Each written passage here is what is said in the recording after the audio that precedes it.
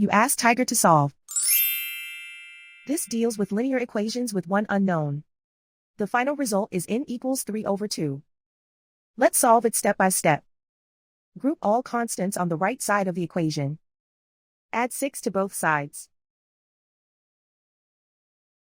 Simplify the arithmetic.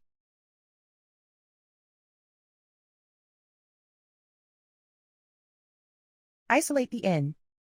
Divide both sides by 4. Simplify the fraction. Find the greatest common factor of the numerator and denominator.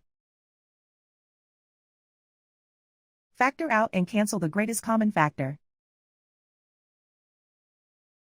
And so the final result is n equals 3/2.